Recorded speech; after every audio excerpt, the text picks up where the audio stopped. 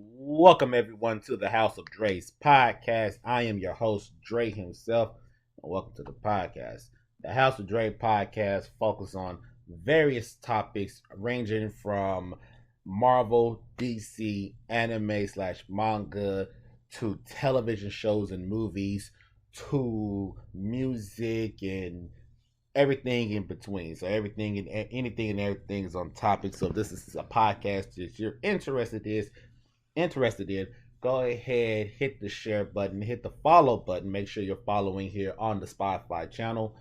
Please rate it 1 through 5. And now, with Spotify's new comment section, go ahead and leave a comment down on every video that I do and let me know what you think about it, or something I said that was off the wall that you had to comment on. Just let me know. Also, if you enjoy the audio version, how about you head over to the House of Dre's official YouTube page, known as the House of Dre. Just type in the House of Dre podcast on the YouTube channel. It'll pull up the channel itself, and the channel has not only video of the different podcasts that I've done in the past, but also future videos, also including other random things like anime reviews, like future death battles, everything and everything. So let me know what you think. Now, before we get started on today's podcast, I need to make a formal apology, not only to you guys but also to one of my guests. We're supposed to have a podcast out Friday. It was supposed to be a restaurant tier list with my brother-in-law Mo, but in the mix of me editing, something happened. I don't know what exactly happened to the editing part of the podcast or something. I only edited out 3 minutes of an hour and 6 minute podcast. So basically 3 minutes was gone. So it's going to be an hour and 3 minutes. But for whatever reason, when I uploaded it and everything, apparently it was an hour and 3 minutes of completely a black screen and no audio. I don't know what happened. I don't have the recordings anymore, because usually when I download my recordings and upload them, usually I just delete the recordings from the platform that I use, which is StreamYard, to do the podcast on. So apparently I jumped the gun too quick, and now I don't have that podcast at all. So if you're listening to the podcast, I'd like to say I apologize, my brother. We'll do a brand new one eventually at some point. I'll let you know. Hopefully, probably this Friday is what I'm thinking. Maybe we'll have to do a new one. I'm sorry, but we'll probably do a restaurant. We'll probably do a different tier list or something different in general. But the restaurant tier list, like I said, I apologize. That's supposed to be out. Y'all supposed to be able to listen to it and watch it and stuff like that. And it's supposed to be on YouTube also. But whatever, I don't know what happened. So maybe going forward, maybe I have to get a second recording side while I'm recording that. Whatever the reason. But today's podcast, as you probably read the title, episode number 22, we're talking about X-Men, right? That's my favorite. X-Men has been one of my favorite TV series. Probably my favorite thing from Marvel in general is the X-Men. The X-Men are basically students from the school of Professor Xavier's gifted youngsters. Are basically, they're all mutants, and mutants are basically people with superpowers. Basically, they have powers, and it's born with them from their DNA. It depends on if you watch the TV movie. I mean, if you watch the movies itself, they personally said that the X gene, and what they found out, that it comes from the males more than it does from the woman. So basically, any person that had a mutant kid, it is the male's fault, not the woman's fault, ironically. But that's just from the movies talk. From here, as y'all know, X-Men is getting incorporated into the MCU, aka Marvel's cinematic universe. That's what's coming sooner than later. The Deadpool and Wolverine movie, which is later on this month of July, that's supposed to be coming out soon. So that means not only is we're getting more mutants, we're getting one of the faces of the X-Men, Wolverine himself, along with Deadpool. Deadpool is a mutant himself, just in case you guys did not know. But yes, he is a mutant. He has been part of X-Men. He's also been part of different variation groups in general. And whatever that movie decides to do, it incorporates the entire mutant universe into the MCU. Now, there's several characters that has popped up throughout the MCU that are mutants that hasn't been really talked about. One of the characters happens to be Professor Xavier has made his appearance in what movie was that? Multiverse of Madness, Doctor Strange's Multiverse of Madness. He made his appearance in there. Of course, Scarlet Witch, mutant. Um, Her brother, Quicksilver, mutant. Um, who else was there? Beast showed up at the ending of, I'm gonna say, a post-credit scene from the Marvels. Mutant, of course. Somebody else that was very important. Miss Marvel. Miss Marvel. Sorry, from a TV series. She's a mutant, by the way. No matter how they want to change the origins or whatever, she's a mutant. So there's mutants that have appeared in the MCU in general. But basically, today's podcast, basically, outside of just talking about just the X-Men, just talking about the X-Men, in my personal opinion, how should the very first X-Men movie should potentially go? Should potentially go. Now, I'm going to be doing some research on the side because it's been a very long time since I actually talked about the X-Men. But with the X-Men's history, the X-Men has always been focused on what a lot of people call nowadays is woke. The X-Men's been doing this for years, centuries, years, since the very first X-Men comic book that's been created throughout their history, which happens to be from 1963. They've always been about this subject. Basically, the world are afraid of the mutants. They hate mutants, and they want to get rid of mutants. So here, so with that being said, the X-Men, Professor Xavier, he is trying to showcase the world that mutants are not to be afraid of, not to be afraid of mutants, and that mutants and humans can coexist in the world. While his arch enemy slash best friend, Magneto, who leads the Brotherhood, are the opposite, believing that mutants should just take over the world in general. They are the number ones. Everybody should bow down to the mutants. And he pushed back on Xavier's philosophy a lot. He doesn't trust humans, and of course, he doesn't trust humans. He has a bad history with humans in general and what he's gone through in his backstory. So, with that being said, I think the very first X-Men movie that they ever did was X-Men 2000, right? Not including the X-Men animated series or anything like that. So in the movie 2000, what they ended up doing, we were tossed into the X-Men and Brotherhood's battle. Not only that, we was following Wolverine and Rogue's relationship, to where Wolverine, who was basically an unknown fighter fighting just to fight because he can. And then you had Rogue, who ran away from home because her powers continued to hurt people that she loves, and her family was afraid of her. When she left, they ended up meeting up, and kind of like Logan became over her, right? Became like a father figure for her to go back to, and that's how their relationship's supposed to have been throughout the entire X-Men trilogy. That wasn't the case. What ended up happening pretty much was that as we continue with Wolverine and the rest of the X-Men, Rogue's character kind of went from yay to pushing back to slowing her down in general, and kind of pushing her to the side, to the fact that she actually gave up her mutant powers. Made zero sense to me. Because if you watch the animated series of the original animated series, and yes, I know they made a new series, but looking at the original one before that, Rogue is not a character that would give up her powers. She doesn't know. What is happening with Rogue is she gets into a fight with Captain Marvel, and she kept touching Captain Marvel so much that a lot of her powers end up staying in infusion with Rogue's DNA. This allowed Rogue to have super strength and fly fast. That's what she ended up gaining, including her power up still. So she's not somebody that's going to give up her powers, because why would she do that? Vice, and then in the animated series itself, Jubilee and Wolverine was more of a kind of like daughter father figure type deal between those two. It wasn't Rogue and Logan at all. It was Logan and Jubilee. Jubilee was another character that apparently appeared in one of the movies. I don't actually remember her appearing at all, right? So this is the best chance for them to rewrite that wrong.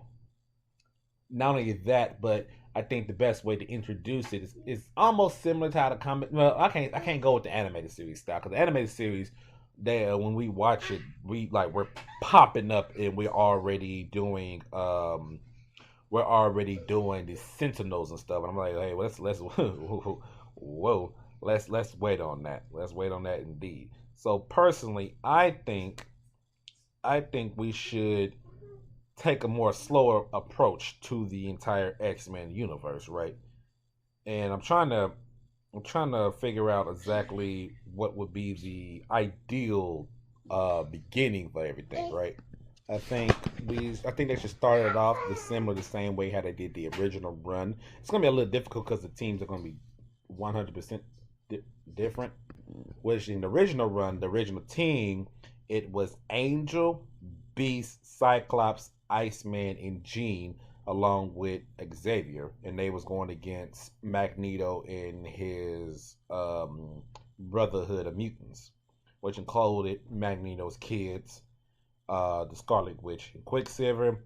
The Sentinels was already, I guess, the Sentinels was already introduced already, and then you also had Juggernaut, who is, if you guys do not know, Xavier's stepbrother. So a lot of that already happened. All of that was already like tossed in from the original run. I don't know if they're gonna be able to redo all of that because you still got to add in Wolverine and stuff. But I think it'll be an ideal smart thing to do is to start it off in the very beginning, to where we get the backstory history of the X Men in general and how everything came to be in a canon universe, in a canon Marvel universe, not the Fox's X Men universe. So I think that'd be the best way to go with that route. In my personal opinion, I think that'd be the best way to do it, where we get into I think they can do. I think they can have it to where Logan and Jubilee know of each other's powers or something like that, or Wolverine's been really protective of her, and then when the Sentinels attack, or maybe a big villain or something from the Brotherhood of Mutants, somebody attack them. Wolverine tried his best, gets knocked out or something for protecting Jubilee or something like that, and then you have the X Men show up, the X Men team and them show up to take down that member, and then you have Xavier and them bringing them to the mansion and then discussing everything about the X Men origins and stuff, and having them joining the team. I think that'd be the best way to do it. I think that'd be actually perfect in my personal opinion. That's just me. And then you incorporate, Magneto, his philosophy versus Xavier's philosophy, and Juggernaut gets introduced at some point, and that's when you start expanding the X Men universe. Now, granted, I'm doing this all off the top. I'm doing this based off the fact that I would assume, I don't know yet, haven't never been confirmed yet. I'd assume the next thing Marvel wants to do is start creating their own X Men movies eventually, right? I'd assume. And at the same time, I would not be mad at them making a live action X-Men 24 episode TV series too that does the more details explaining the stuff. Because of course, if you have not listened to my Marvel update video, definitely go check that out. It's part of one of the segments on the channel, on the platform itself. Basically, I discuss everything that Marvel kind of pulled back on releasing so much film, and so much projects all at once, and they decided to relax on it instead. But here, I think it'd be a good idea to have something going on in between movies and stuff. You know what I'm saying? I think that'd be perfect for. It'll help expand the X Men universe, and then when they get to this should be big time fight field or something, or big time storyline, they can make that into a full feature film.